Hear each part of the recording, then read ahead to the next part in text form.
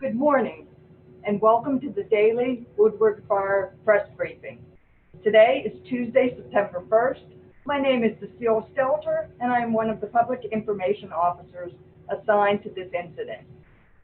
In today's briefing, Brandon Chakowski from Operations is back to talk about the operations of the fire. Lori Clark, the Air Operations Branch Director, will be joining us to explain some of the details associated with the aerial activity on the fire.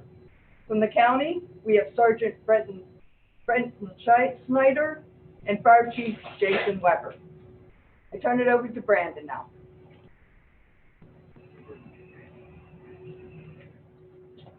Once again, good morning, everybody. Another beautiful day, and I'm happy to be here this morning to give you a little update on what's been going on in the last 24 hours.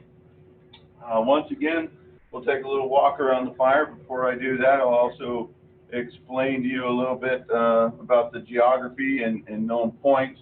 Starting over the west side of the fire, being over here near Coast Camp Creek. Once again, Limatour Road, coming up off the coast, round about the areas of Drake Summit, Silverton, and Fox Drive, continuing along on Limatour Road, which kind of basically comes back out near Point Reyes Station. We also have the park headquarters here at Bear Valley area. And on the other side of the fire, of course, we have coming down the Bear Valley Trail, and of course the major Highway 1 here, kind of bisecting the map here overall. So as far as some activities that have been going on, once again, we'll start on the west side of the fire, over here by our drop point, DP30, which is also in Division Zulu. The ridge is just east of Coast Camp Creek. We got some good containment down through there yesterday with resources. That combination of the hand line that's in there, piece of dozer line, and the water that came down from all the way at the top. Like we talked before, there's about 2 miles of hose that comes all the way down here. We're feeding that hose lay with water tenders. So they got some good water down there, and we're showing some containment. And I'll talk about differences between containment and how we look at that in relation to roughly a 4,000 acre fire here in a couple of minutes. Coming up, Division Charlie's actually looking really well. They've been doing a lot of good mop up there for the last several days along the dozer line and some other areas of hand line. Obviously, the hand line being a little bit smaller, bare mineral scrape, down to 1.5 to 2 feet wide. We expect some additional containment on this side here by later today. Coming back around up here on top where Sky Trail, Z Trail kind of come together. We have that dozer line that comes down and goes back to Limatour Road. Yesterday, our plan was to do some firing operations with people on the ground, a helicopter with PSD, and or the unmanned aircraft, the UAV with a PSD dispenser, the small balls that come down and are able to do some igniting for us. But what happened yesterday is the Marine never really left us. And so our burning conditions didn't really exist yesterday. Our relative humidities at times and where we wanted to burn were still 94% throughout mid-afternoon. And so for us to accomplish our objectives of getting in what we call good black in depth off of our control line, reducing the understory vegetation, we have to be able to get our RHs down into the 60s, 70s. So we have some good enough fire behavior to reduce those fuels, but it's also a good threshold that we're able to have and keep control of our fire at the same time that we're putting on the ground. We weren't able to get there yesterday. Today, we still have the same plan. We're waiting for what we call the window. The window in our weather is right to be able to come in and take care of this today. So still on plan. Come around Limatour Road back to our division or branch break that we have here right behind the visitor center.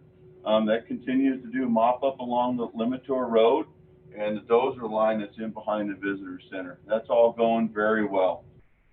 There isn't any issues in there, not yesterday or last night overall. Coming down Bear Valley Trail, things are looking really good in that area.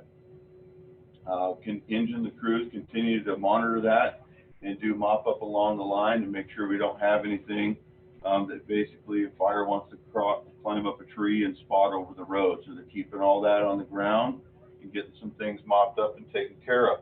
We did some good work yesterday and continue to do some good work down here on the Baldy Trail. Once again, the high relative humidity being close to the coast and that marine layer that's set in pretty well has kind of limited us being able to finish cleaning this up. Looking at the weather forecast, we're hoping today the marine layer will shift out good and we'll be able to get that taken care of. Structure group continues. We're actually done with the assessments that were planned up in this area by cooperation from the Marin County Fire Department and their defensible space folks. We had upwards of 16 of those here, and they're starting to trickle out of here today, going back to their normal work. But a lot of great work, great interface with the community, and very good cooperation that we've had with all of our partners on that one. Night shift, still have night shift out. We still have overhead and 7 engines and a water tender working our night shift, and they're taking and making sure along the road here at Bear Valley Trail, the Limitor Road, that the fire is staying within our containment line.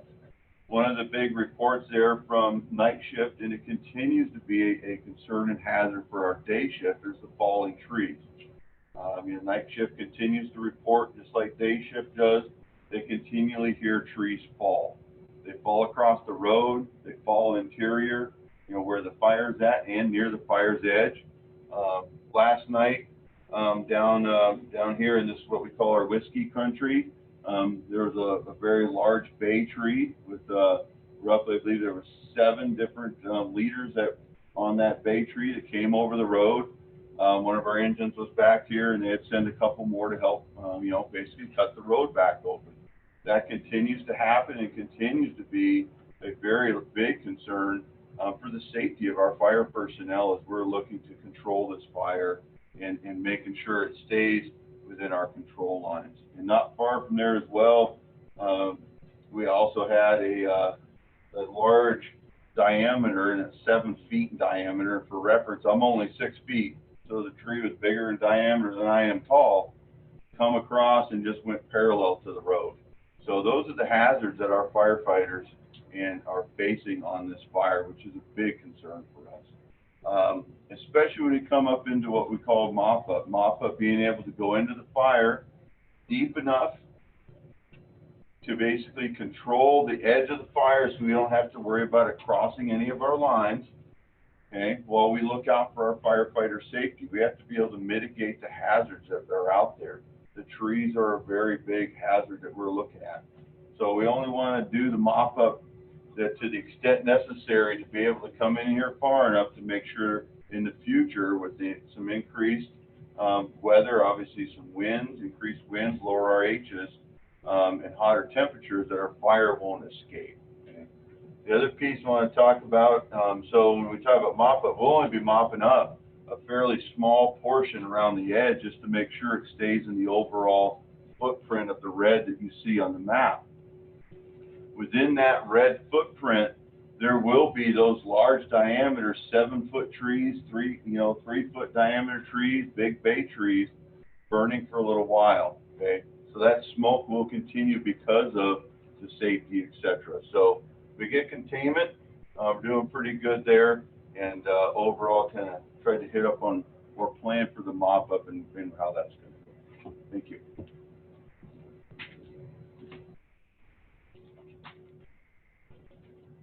Good morning. My name is Lori Clark. I'm the Air Operations Branch Director for the team. My function is under the branch of operations, and I'm a support function. And what we do is we make sure that the use of aircraft on this fire is done efficiently, effectively, and safely. So with that, Brandon talked a little bit about what they're trying to do with the fire. My job is to make sure we're using the right types of aircraft. And I know that some of the questions have been, why do we have so many aircraft that aren't being flown? So that's where the safety part comes in. My job is to make sure that we are utilizing the safe protocols that we have in place. So we do have what's called a temporary flight restriction over our fire. That gives us safe space for our aircraft to operate. However, we have to operate when we can see the ground. Our pilots require the ability to see ridge tops, trees, snags that are hiding in the fog or the clouds, and if they can't see those things, then we cannot operate under that safety function. So some of the things that we've been using early on as water scoopers in this area here. The water scoopers were dipping out of Tamales Bay. That is salt water. That was approved by the park. All of the activities we utilize, whether it's retardant or water, we ensure that we are utilizing a resource that the park has said is okay to use. There are some dip sites over here that we were using until we found out that there might be some issues with some aquatic invasives. Again, we work very closely with the resource advisors on this fire to make sure that we aren't going to cause an effect downstream. So the salt water was applied, Division C, probably the first 2 days of the fire, and after the visibility declined for us, we were unable to utilize those aircraft. They are now gone. They've gone to Arizona. We do have 2 Type 1 helicopters, 3 Type 2 helicopters, and a Hellcall platform, which is an aircraft that flies at lower level in through the smoke where we can see a little bit better. Those aircraft aren't flying because of those very reasons I said. We need to be able to see what we're doing before we can go fly. The other thing is not, if we can't see the target that we're hitting, there's a potential for us to possibly hit a firefighter, which we do not want to do. So the buckets carry about 300 gallons, and that weighs about 8 pounds per gallon, so we certainly don't want that to come down on a firefighter. Retardant was utilized over here early on in the fire and right up here to help kind of control that. Now, retardant and water have 2 very different functions. Retardant covers up the vegetation and renders it unburnable. However, if we use it in an area where the vegetation is too thick, the retardant just coats the top of the vegetation and the fire can still burn underneath it. So when we apply that, we make sure that we're utilizing it in an area where the fuels, it can cover the fuels and do the job we want it to do. Brandon mentioned the drone. We do have a drone. It's a Matrix 600 for those who want to look that up. It carries about 450 spears, which are little balls that once they drop, there's a chemical reaction in that spear, and it causes the vegetation to ignite. We need the right conditions for that, and we've been using it primarily up in this area to try to help operations clean that up a little bit. So I think that's about all I had. I want to make sure I answered all the questions. Yes, smoke is our limiting factor as well as the fog. The reason we still have so many aircraft is if this marine layer and fog does break down, that fire is going to wake up and we're going to need all those resources to help firefighters out. That's all from Eric. Perfect. Good morning, everyone. Brendan Schneider with the Sheriff's Office. To reiterate some of the warnings and orders that are in place, still we only have the order in Silver Hills, Fox Drive, and Norton Way area. That's the only order that's currently in place. And that's, again, talking with ops yesterday, the fire is within, because of where Lemontor Road, about 1/8 of a mile of the closest house. So that's why that area is still under an order. Evacuation warnings remain in place for the communities of Sea Haven, Inverness Park, Drake's View, and also Olema, from Lagunitas Creek south to Sir Francis Drake, up to Olema Hill and everything in between, and then south along Highway 1 down to Five Brooks, everything west, and east to the ridge line of Bolinas Ridge Fire Road. I know that there's been quite a few questions about the smoke in the area, and I know Chief Weber is going to touch on a lot of that. But it's important to remember that even though once the fire is contained, there still will be a lot of heavy timbers within the fire that are going to continue burning and putting off smoke, and the layer, or the marine layer, does not help that. It holds the smoke down, doesn't allow it to go up in the air and to dissipate. And then this morning, in talking with our public health officer, he had some good talking points in that Marin County residents, public health is recommending that you stay at home when possible, when feasible. For those that cannot avoid prolonged outdoor exposure, the use of an N95 mask is recommended. However, It's important that we remember, because we are in the middle of a COVID-19 pandemic, that there is a shortage of N95 masks. So if when all possible, please just remain indoors, keep your windows and doors shut, and that should help with the smoke. Thank you.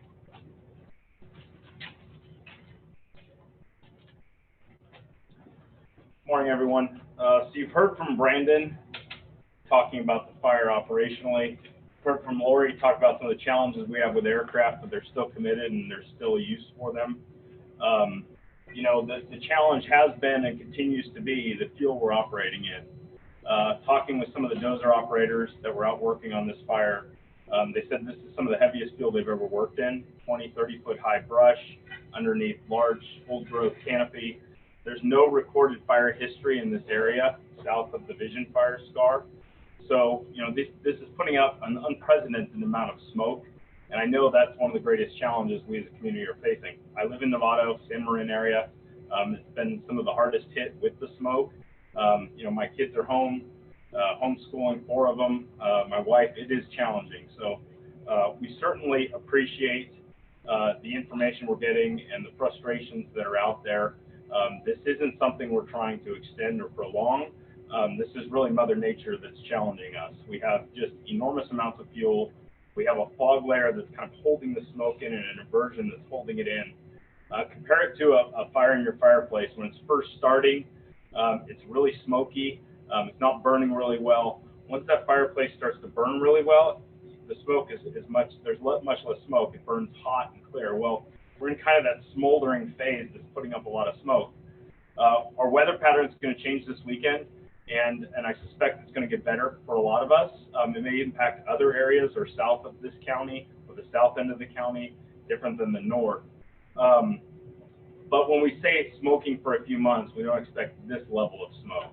Once we get through these few days of an opportunity to burn this off, you'll see when it gets hotter and drier, it's going to burn a little cleaner. The winds are going to push it in a different direction. But there will be things on this fire that smoke for probably till we have a season-ending event, kind of rainfall 3 inches, but nothing like we're experiencing today. So we want to clarify that. You know, we're in the worst of it right now. It is going to get better. Brendan mentioned, as did Lori, the challenges with firing. We have to do this at the right time. This builds our control lines that are going to help us for weeks and months to come. We're going to get wind tested this weekend.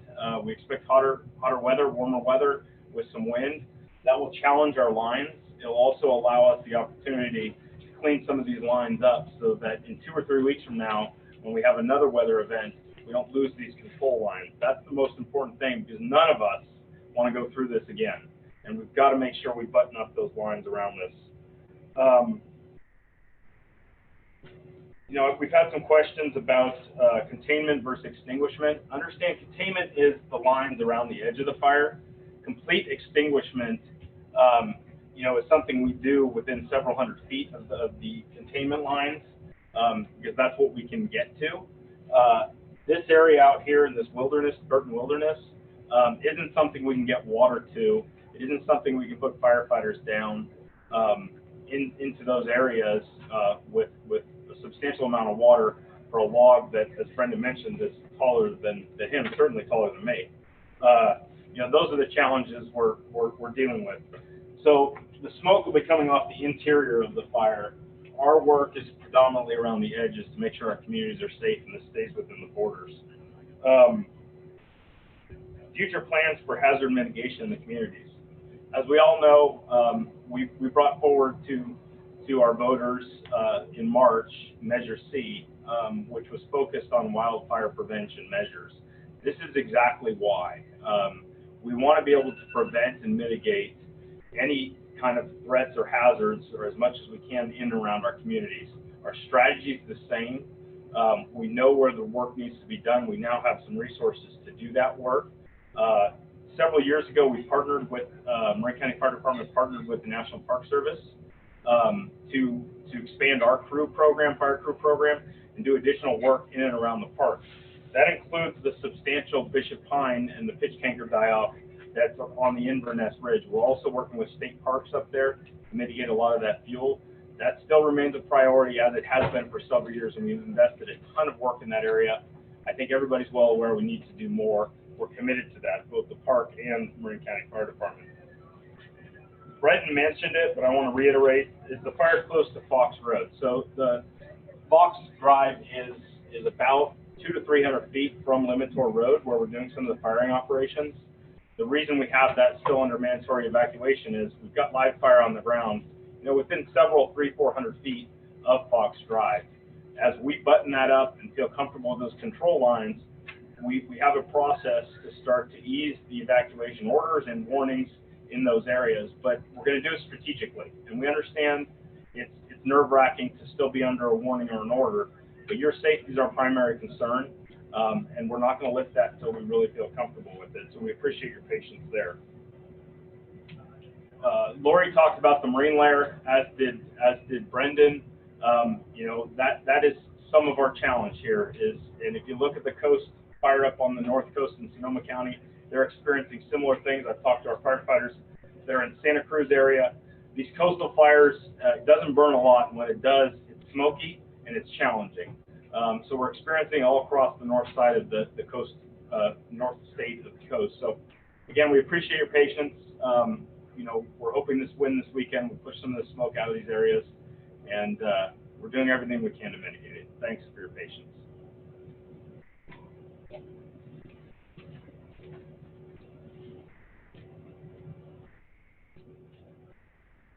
Again, thank you for your continued support and displays of appreciation. Don't forget to check out INCIWeb, that's INCIWeb.nwcg.gov for fire updates, photos, and videos. The fire statistics for today are the fire now covers 4,465 acres and is 25% contained. There are 567 personnel currently assigned to this incident.